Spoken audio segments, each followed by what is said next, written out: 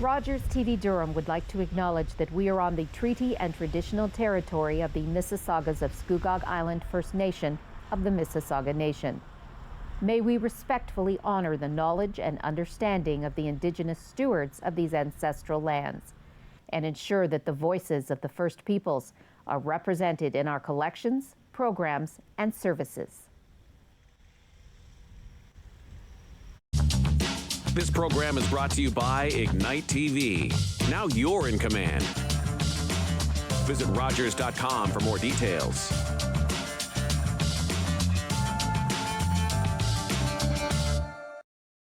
The opinions expressed in the following programs are those of the participants and do not necessarily reflect those of Rogers Cable or Rogers TV.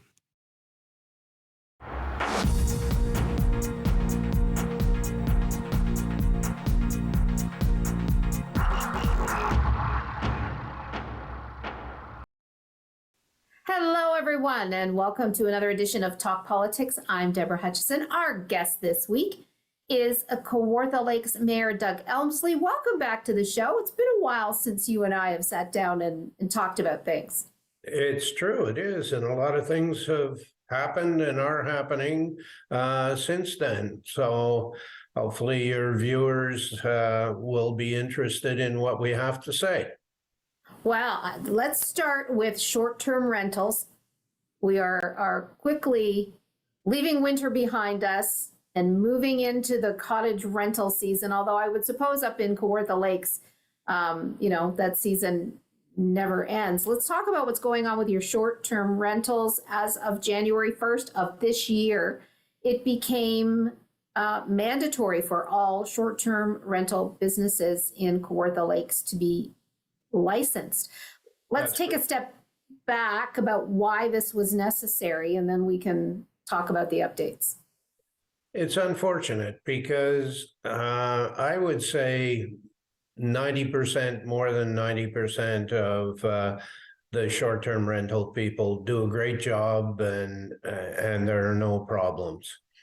We're talking, it's again a question of having to put legislation in place in order to control the small number of people who abuse the system. And what happened was you have people who don't live here, may not even live in the country, who buy property and rent it out, and they have no idea who they're renting to, and they became party houses. And they became a problem to the municipality because the neighbors who were close by were negatively impacted by the behavior that went on in these party houses. You could have as many as 20 to 30 people coming for a weekend, and it was one long party and no regard for their neighbor's property, for noise, for anything egregious that they felt they could do. It was a chore for our bylaw people to try and keep track of and to try and control. And it also took up the resources of our police departments. There were so many complaints and things got so out of hand with some of these places, and we had nothing in place to control them. Right. We put in place a short-term rental task force made up of counselors and our staff, and they came up with a bylaw that requires short-term rentals to be licensed starting January 1st, 2024. We had what we called a soft rollout last year, and things improved, but they weren't perfect. We are very hopeful that this bylaw will make things much more pleasant for everybody. It controls the number of people who can be in a short-term rental based on the size of the septic and the number of bedrooms. We think it's quite reasonable because we also allow extra people if they're children or the use of a living room that has a couch or futon. Right. So it's not just two people per bedroom. It can go up to 2 or 3 more people over and above the number of bedrooms. I was gonna ask you, no matter what you do, there are going to be people out there who are not going to abide by the rules. What is there in place for people who still experience issues? Is there like a hotline or, Absolutely. how do they bring that to your attention? There's a 24/7 hotline. It's posted on our website, but the number, if anybody's listening and wants to write it down, is 705-990-2497. There's also a link online to our website. In terms of licensing fees, if it's a hosted venue where the person who owns it is living on site, then their 6-month license is $150. If they don't live on site, it's $300. But they have to be able to get there or have somebody responsible get there within a half an hour. If it's if it's unhosted, it's $750, not $300. Hosted for 1 year is $300, and unhosted for 1 year is $1,500. Right. There's also, if, as you asked, what happens if people aren't living by the rules? Yeah. And we can do an inspection, and there are fees associated with that.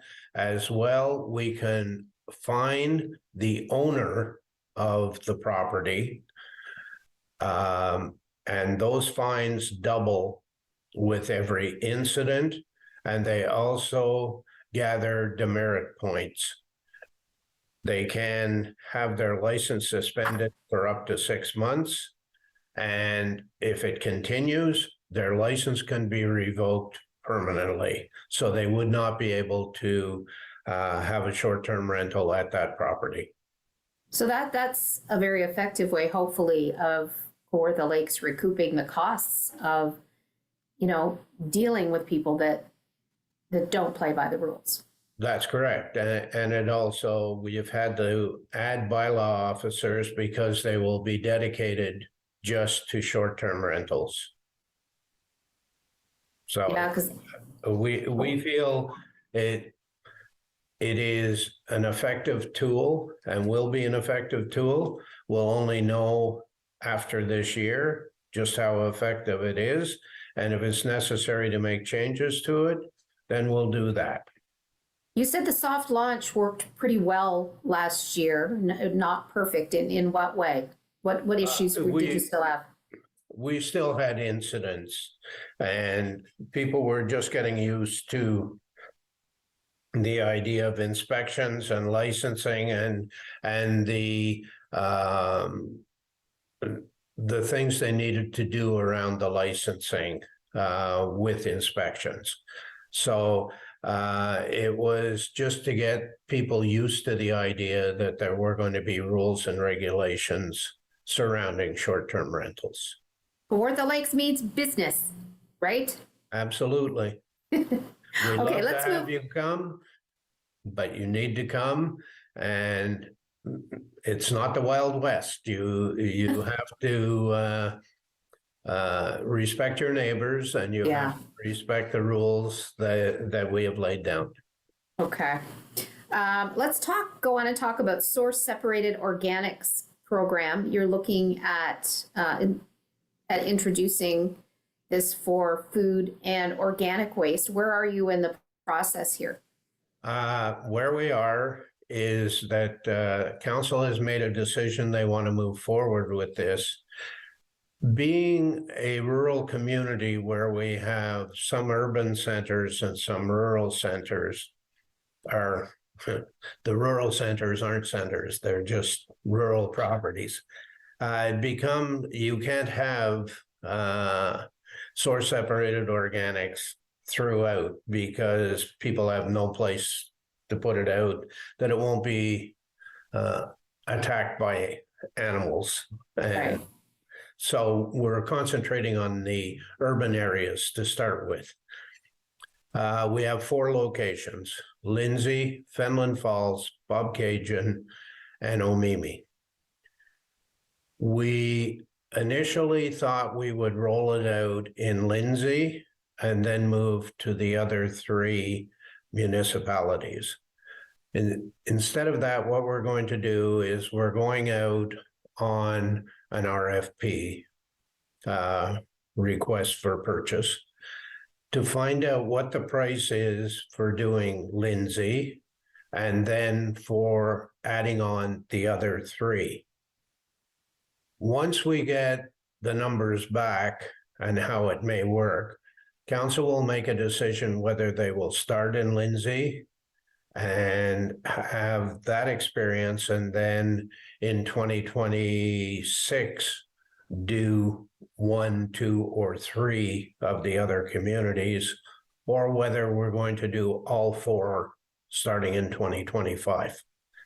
So that decision will be made later once the results of the RFP come back. Yeah, I was going to say, how much does it cost to roll out a program like this? I mean, it's not cheap when you consider everything that you have to organize. Well, I'll talk about the benefits a little bit first, because to offset the costs. Landfill costs are very expensive, and using up your landfill is a very expensive proposition, because it's very hard to get another landfill if it's indeed possible. By taking out the source separated organics, we take out somewhere between 30% and 50% of the volume that goes into our landfills. And for instance, in 1 year, source separated organics would generate 28,000 cubic meters of waste. That's about 11 Olympics-sized swimming pools. Wow. Yeah, we're talking good size numbers. And it's about 4,500 tons of waste. We're also required by the provincial government to reduce what we put in the landfills by 50% by 2025. So this is going to go a long way to help us achieving that goal. We've also made other moves by taking out construction materials and mattresses and some other items that have helped us reduce the volumes that go into our landfill. But getting back to your question about the finances, the initial capital for construction of a consolidation site is 1.5 million.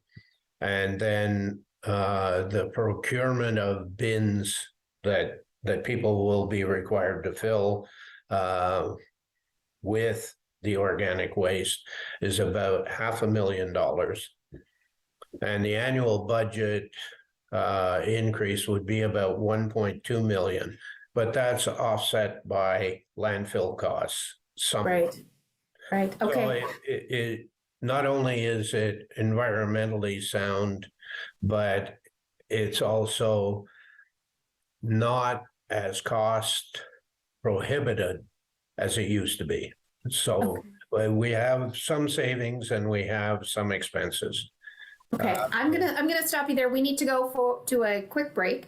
We are in conversation with Kawartha Lakes Mayor Doug Elmslie. Don't go away. We'll be back in a minute.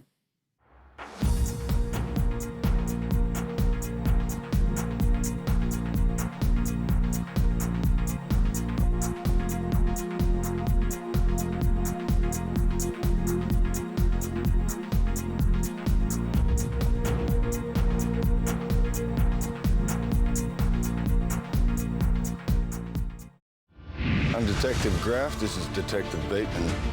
She had access, she had means, she had motive. We need to win. We're doing this my way. Chicago brings out the very best in all of us. Sex, money, betrayal. I feel strongly about so many of these women. You're in the dream now. Canada's Got Talent, $1 million season!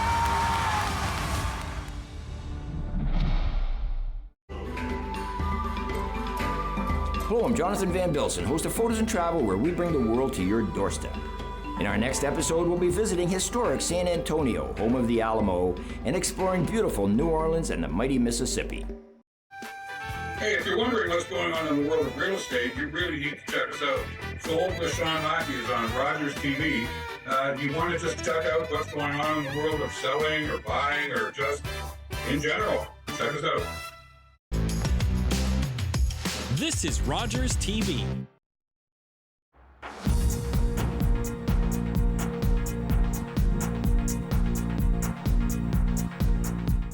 Welcome back to Talk Politics. I'm Debra Hutchison in conversation this week with Kawartha Lakes Mayor Doug Elmslie.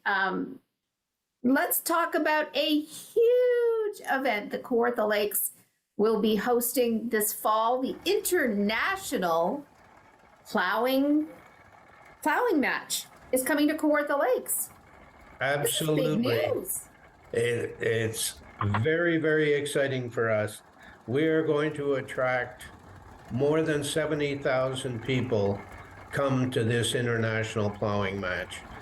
The Ontario legislature closes down for a day and comes to the plowing match. That's really how important it is. Absolutely. It is a celebration of agriculture and rural living, two things that are at the heart of our community. And it is just a wonderful event. It's live entertainment, hundreds of vendors, exhibitors, lots of food, an RV park. And yeah, I was going to say, if people come from all over so they can stay at the RV park. Right, they can. And it doesn't just benefit. It's going to be in Lindsay, mainly at the Lindsay Exhibition Center, but it will also be on some other pieces of property, and people can take the time to explore the rest of the things we have here in Kawartha Lakes, in our other hamlets like Fenland Falls and Bobcaygeon and Kinmount and Coboconk, Omimi, Pontypool. All of these places are within 15, 20 minutes of Lindsay. So it's not just coming to Lindsay, it's coming to the city of Kawartha Lakes, and it's coming to all our hamlets and villages. How did you land this big event? We were supposed to have it about 3 years ago, but because of COVID, it got canceled and it didn't happen. And the next year was already committed to somewhere west of Toronto. Right. It just escapes me at the moment. So they agreed to come back here in 2024. So we're very pleased and excited to have it. Fantastic. Okay, moving on. You have a new strategic plan that has been adopted. Why is this so important for Kawartha Lakes? Well, I think the strategic plan it was approved at the March council meeting, and the plan outlines our core values of accountability, respect, teamwork, with all the actions and decisions directed around our guiding principles: fiscally responsible, open and transparent, partner and collaborate, and service excellent. So it is a roadmap for how council works for the next 3 years. And it will, everything we do, we will see where it stands with our strategic plan. There are things in there that it is very environmentally friendly. It stresses everything we do to consider the environment first.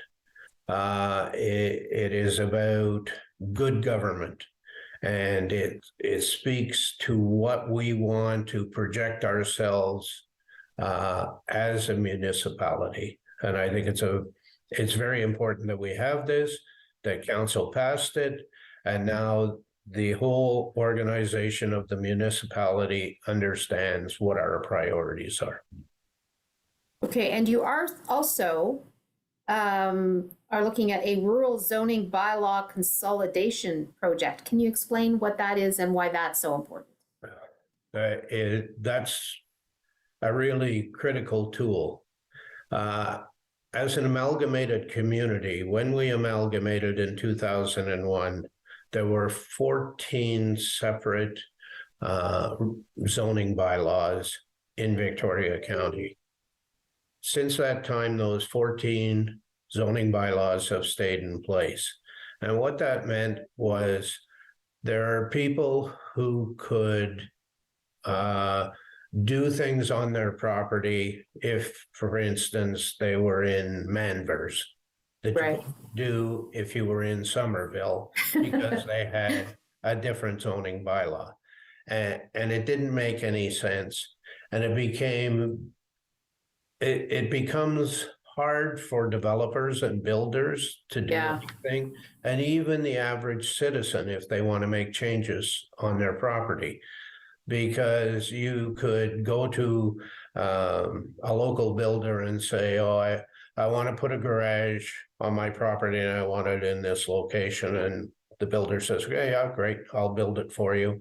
And you start down the path and you go to get approval from planning, and they go, well, you can't build it there because you can't build a garage in front of your house in that particular township. But somebody else could in another township, but we're the same municipality. So it makes sense. So we have had people working on this for years and years and years to try and take the best practices from all 14 of those bylaws and put them together as one bylaw. We're having a public meeting on April 10th, and I expect that the rural zoning bylaw will be passed at the April council meeting, which is April 30th. It will be, I think, a huge relief to a lot of people, lawyers, real estate agents, builders, and even a lot of the average homeowners. Oh, sure. I mean, have you ever run up against an issue? It almost sounds like, if you're on one side of the street or, just one block down, you could do something, whereas, ride your bike down another block and you can't. It's very much that case, yes. Yeah. Yeah. So it's going to be something that a lot of people look forward to, and I think will be very beneficial. I am not going to say it's going to be perfect right out of the box. I'm sure there are going to be things that we look at as we go forward and say, we need to change that. But we can do that. We can make the changes as we go forward if we find there are things in there we've either missed or are not working well. Right. Okay, let's also talk about your new cultural center. Yes. That's exciting. We're still in the process of doing a survey on it, and that survey is on our platform called Jump In, and it's open until April 12th. And what it is, we have a feasibility task force that wants to know what artists and residents in general and other people who are involved in arts and culture, what they see as the potential for a cultural center in Kawartha Lakes. The options are virtually endless. They might include an exhibition, a gallery, studio space, classes, activities for children and adults, festivals, shows, markets.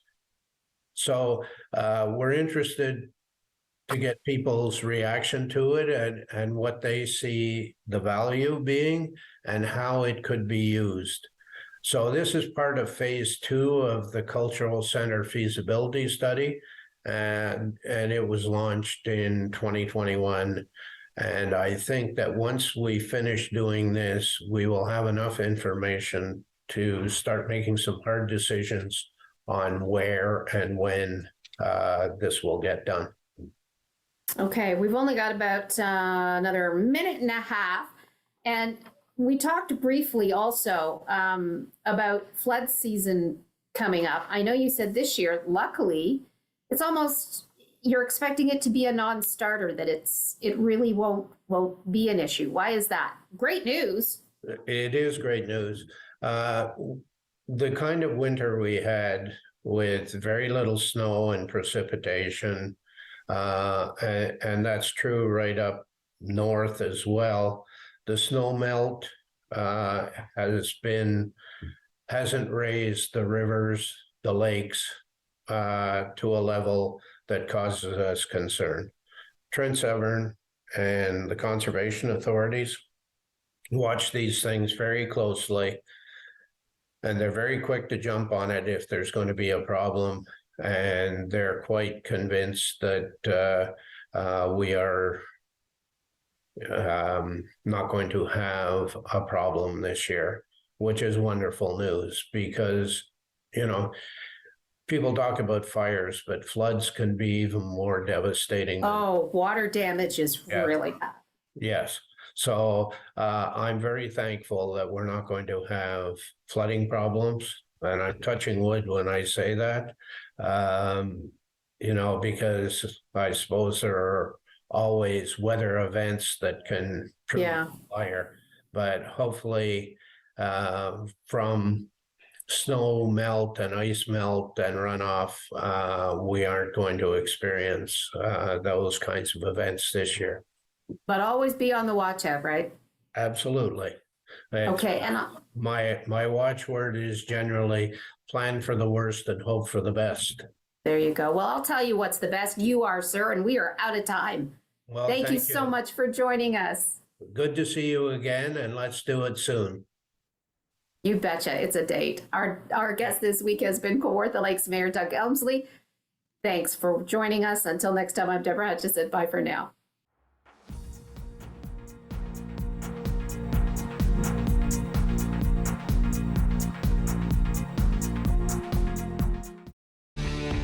Connect with us by visiting our website or email us at comments@rogerstv.com.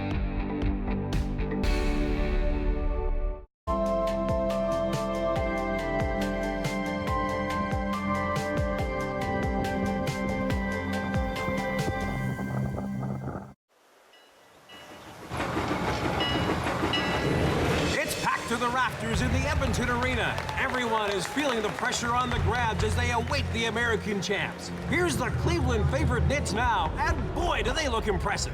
Look at their uniforms. I bet you could sure run in smart shorts like those. Not that. Look, world champs, my eye. Grads, we don't play for glory. We play the game for the game's sake. So tonight, you're going to earn that title by playing your game. Teamwork, passing. Let's show them what it means to play the Grads.